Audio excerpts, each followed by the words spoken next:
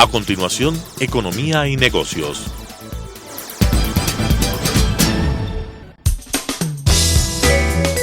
Clasificación B, bajo supervisión de un adulto.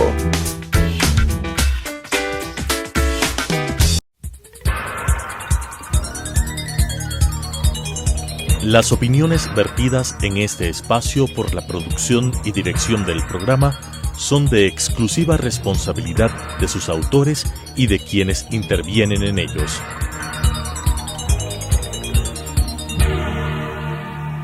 Telesucesos Canal 29 UHF presenta Economía y Negocios, un espacio para presentar a los principales actores locales del emprendimiento y del mundo empresarial, con la conducción de José Luis Iturralde. Economía y Negocios. ¿Qué tal, amigos? Muy buenas noches, bienvenidos a un segmento más de su programa Economía y Negocios desde los estudios de Telesucesos en Quito, Ecuador. Un programa que lo ven a través de UHF, pero también lo pueden mirar a través de YouTube. Cuando quieran repetir un programa, todos estos están ya guardados en el canal oficial de Telesucesos. Nos estamos aproximando a una fecha supremamente importante a nivel nacional. Es un evento como el Mundial de Fútbol, cada 4 años. En este caso, es un evento más expectante y poquito más delicado, ¿no? Que digamos que el fútbol. Hablamos de las elecciones presidenciales y para asambleístas que tiene nuestro país, el Ecuador. El 7 de febrero, ya faltan pocos días, con un escenario bastante complicado. El país vive momentos trágicos, digámoslo así, no es ser alarmista, pero lo es. Cuando uno mira su tanque de gasolina, que tiene cuarto de tanque y le faltan 200 kilómetros, es trágico. Eso es un ejemplo real, más o menos, lo que sucede con la economía de nuestro país, debido a varios años de malas decisiones tomadas en el plano económico, digámoslo así, y también potencializados por la pandemia. El Ecuador ha tomado un rumbo los últimos, 14 años, porque sí, el presidente Moreno toma una distancia de lo que era su predecesor en cuanto a ciertos estilos, pero lo hace de manera un poco tardía, y si bien reconocemos aciertos en cuanto al manejo económico al final, con el ministro Richard Martínez y ahora con el ministro Mauricio Pozo, un experimentado economista, quien ya fue ministro en el gobierno de Lucio Gutiérrez y lo hizo bastante bien. Es más, siempre se habla de los éxitos económicos del gobierno de Gutiérrez, encabezados obviamente por el economista Mauricio Pozo, quien es ahora el ministro actual. Estas elecciones que se vienen tienen un tinte especial y no deberían tener un tinte tan político. El escenario en el que estamos es trágico. La semana pasada yo ponía un ejemplo que lo voy a repetir. Cuando un equipo, es como una final de fútbol. En una final de fútbol uno no puede perder, tiene que ver las formas para no perder y ganar a como dé lugar, de la manera legal obviamente. Pero estas elecciones no es un equipo, no es un partido de fútbol para una final de fútbol. Es un partido de fútbol para ver si bajamos o no al descenso. Terrible, algo que le ha pasado a algunos queridos equipos de la capital, que no voy a nombrar porque se nos alarga el programa en temas que no son de lo que estamos hablando, el tema que estamos topando, que es más político. Pues sí, el Ecuador se pudo viralizar, transparentar en la pandemia la real situación económica del Ecuador.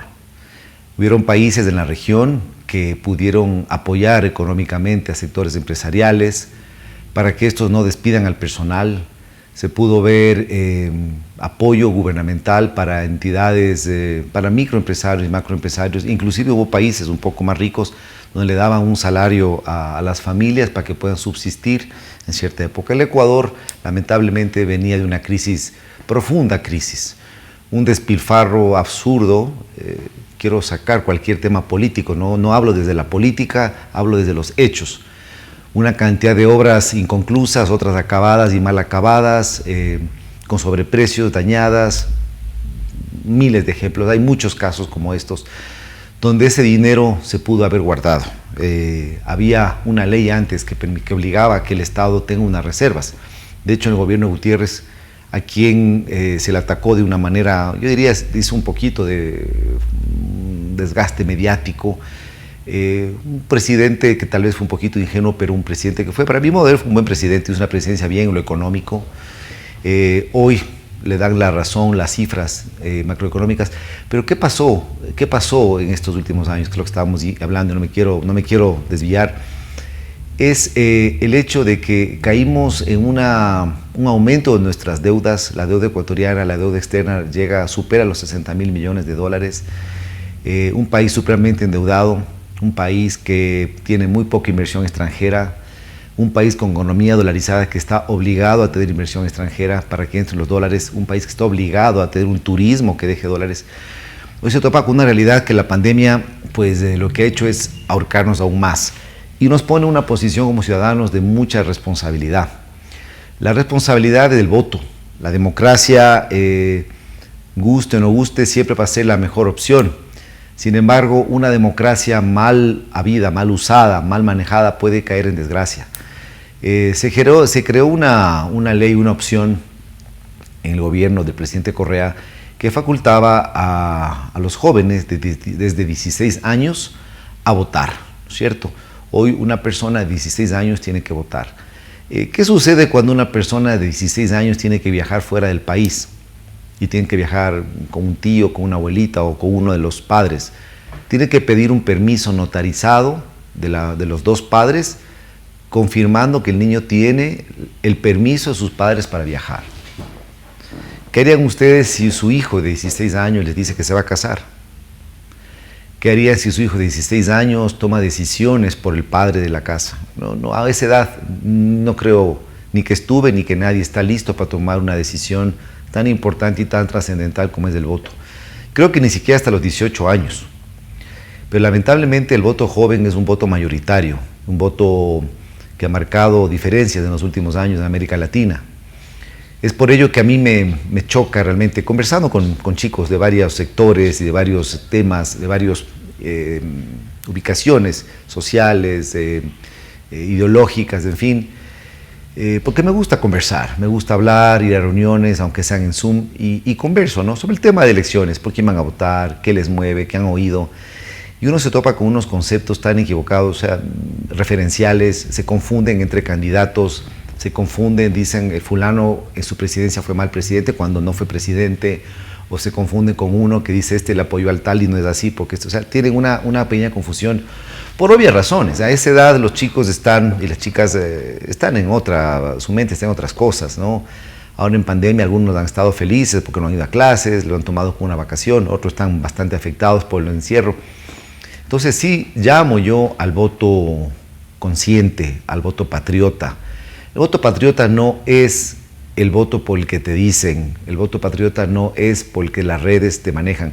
Hay una cantidad infame de campaña sucia de varios lados, sobre todo de un lado muy bien marcado que se ve una degradación de fotografías, imposición, cortan un video, ponen lo que conviene, no conviene, y eso lo que hace es desviar la atención y guiar de una manera equivocada al público, buscando, no sé,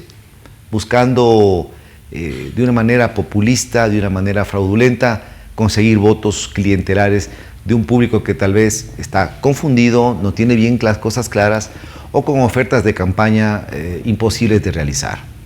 Ya lo hemos visto en América Latina y en Ecuador, las ofertas de campaña en los últimos décadas, y lamentablemente el pueblo ecuatoriano no ha logrado aprender. No hemos madurado políticamente. Yo pienso que debe llegar el momento que el voto sea facultativo primero, para el que quiera votar lo haga en conciencia y tenga un nivel de edad mayor. No puede votar bajo ningún punto de vista un chico, una chica de 16 años, 17 años, ni de 18 años, tal vez desde los 19 años o 21 años, porque lo haría con mayor responsabilidad, con mayor análisis, con mayor crítico.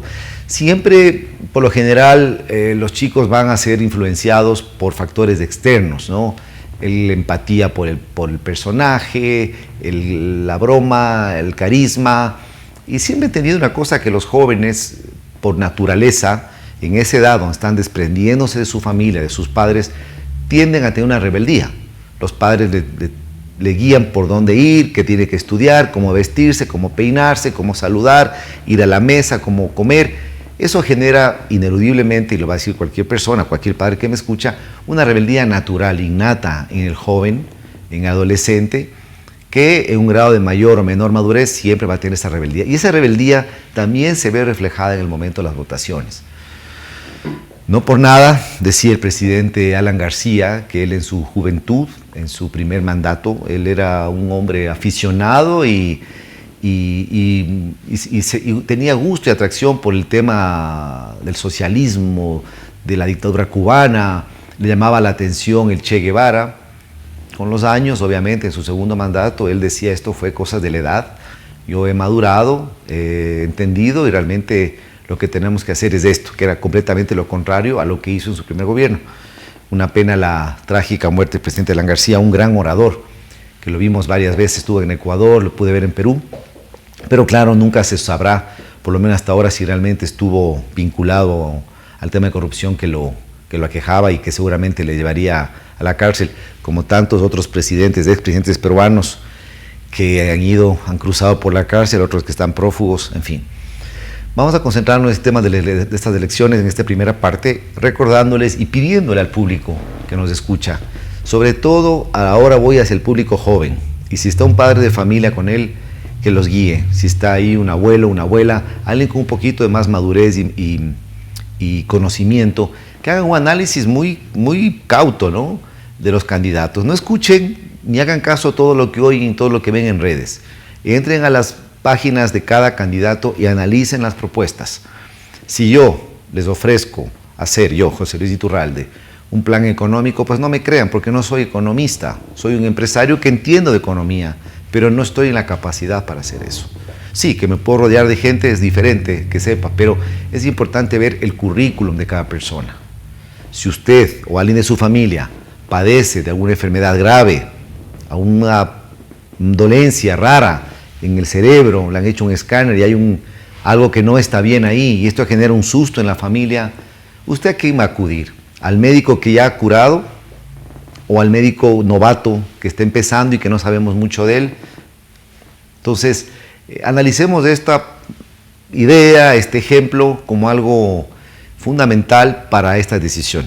Además del voto para presidente, vamos a votar esta vez para los asambleístas. Y algo interesante es que esta vez no se escogerá de uno en uno. Por ejemplo, en la provincia de Pichincha, si hay que votar por 10 asambleístas, el voto es en plancha. Usted vota por la lista completa, lo cual hasta cierto punto puede ser mejor, ya que se trata de que haya mayor gobernabilidad de quien gane las elecciones.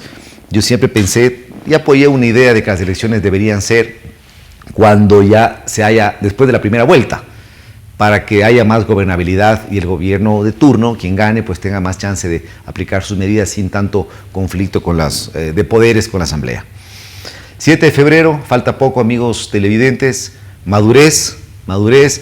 Los latinoamericanos, los latinos en general, somos un grupo social impulsivo, un poquito fanáticos, más emocionales, que no sean estas tres cualidades las que nos lleven a tomar la decisión de por quién votar. Análisis, más análisis, lectura.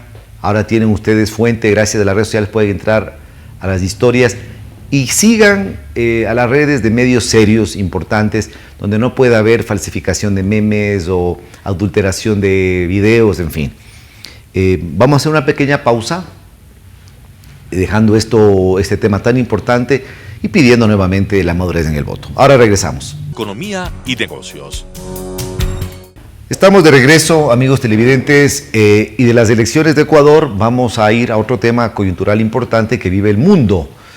Después de la polémica elección presidencial en los Estados Unidos, finalmente se ha posicionado ya quien fue el presidente electo, ahora el presidente en funciones, Joe Biden, el carismático senador del estado de Delaware por muchos años, posterior vicepresidente por 2 ocasiones, acompañó al presidente Barack Obama en la presidencia, hoy ya presidente formal de los Estados Unidos, ¿no? Una pena que este modelo de democracia, como son los Estados Unidos de América, hayan tenido que pasar esta como vergüenza, ¿no? Yo pienso que Donald Trump, quien no tiene un pelo de tonto, sin embargo, a veces esa impulsividad o esos deseos de confrontar lo llevaron a decir más de lo que debía decir. A veces yo digo, su presidencia cae más por los problemas de forma que de fondo. La forma como él se peleaba con la prensa, la forma como él atacaba a sus rivales, la forma como él se no sé, tenía una manera de manejar las cosas, como los discursos, como que todo está perfecto, y confrontar sobre todo, ¿no? Es evidente que una persona como él, un empresario que de niño, un niño rico que se convierte en empresario rico, siempre tuvo estos caprichos, ¿no? Y todo lo que se le pasó por adelante lo tuvo. Esta vez en una presidencia que la pierde, pienso yo, más por lo que decía que por lo que hacía. Porque tuvo la oportunidad, yo creo que sí, si ustedes están conmigo, díganmelo por mensaje, si gusten al programa, pero si Trump hubiera actuado de mejor manera con las protestas raciales, cuando hubo estos asesinatos forzosos de la policía contra George Floyd y 2 o 3 episodios más que se dieron, si hubiera sido un poquito más coherente en la pelea, ¿no? Debatido de manera un poquito más sobria, más decente, más diplomática, quién sabe, no hubiera tenido tanto rechazo, ¿no? El rechazo que genera Trump es radical y polariza. Ahora tampoco podemos desmerecer la cantidad de votos que Trump sacó. Trump tiene seguidores y tiene unos seguidores fuertes, así lo demostraron, más de 50 millones de votos. Pero en todo caso, sí fue triste la forma como se despide.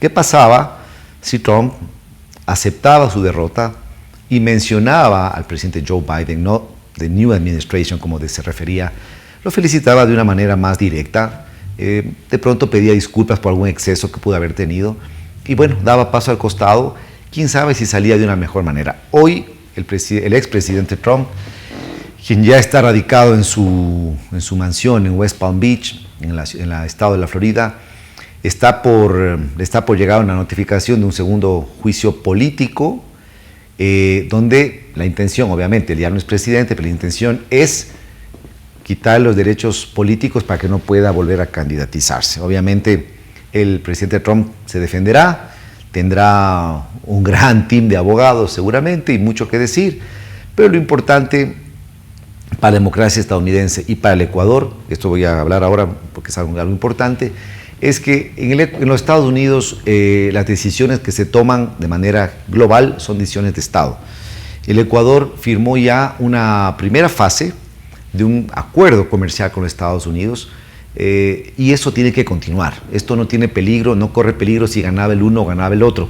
Cosas que lamentablemente en América Latina pasan. Si gana Arauz, si gana Lazo, si gana Yacu, cambia radicalmente las relaciones internacionales o los acuerdos. En los Estados Unidos, por bien de ellos, hay una línea trazada donde no importa si ganó uno u otro, el Estado entiende que hay compromisos y en el caso de Ecuador existe un tratado importante al cual se tiene que llegar, que es un tratado comercial que permita que los camarones, que las flores, que el brócoli, que el palmito, que todo el producto, el chocolate, todo lo que producimos en Ecuador, puede entrar a los Estados Unidos con un arancel bajo o si es posible cero. Eso nos hace más competitivos, eso hace que podamos competir con la rosa colombiana, que tiene moneda devaluada, por ende entra más barato.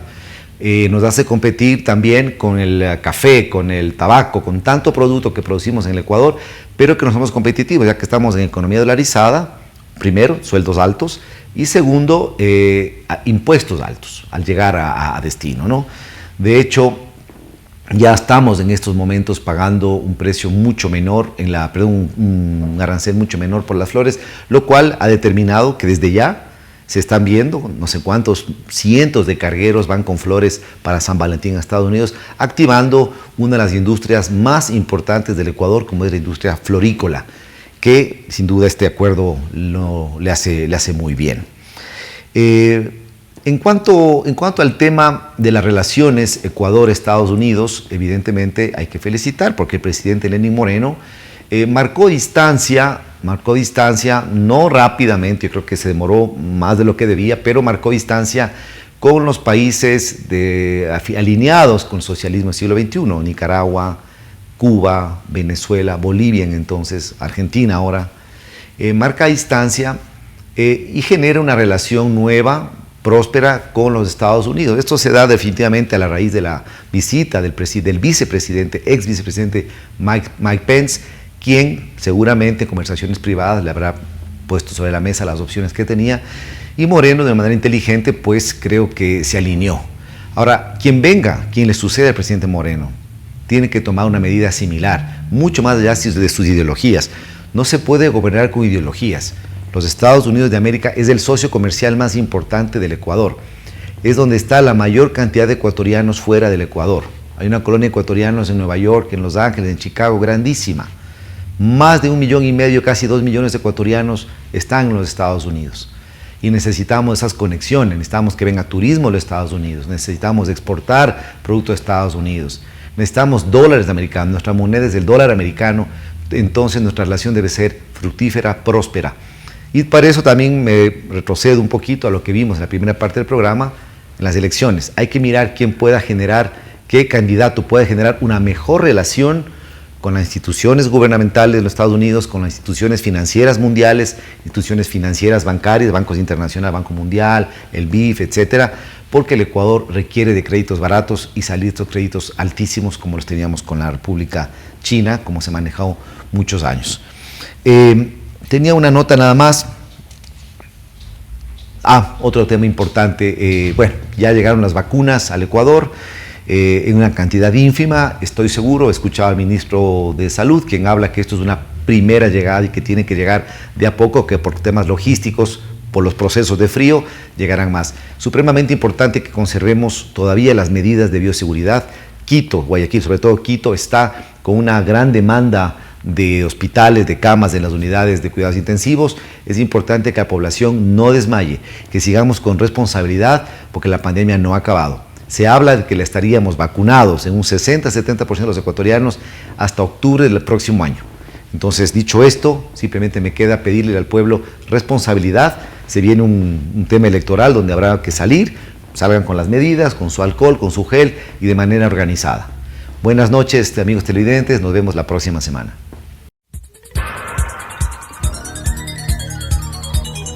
Las opiniones vertidas en este espacio por la producción y dirección del programa son de exclusiva responsabilidad de sus autores y de quienes intervienen en ellos.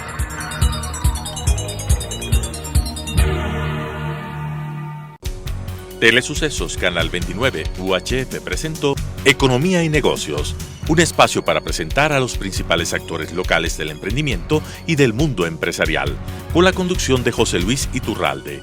Economía y Negocios.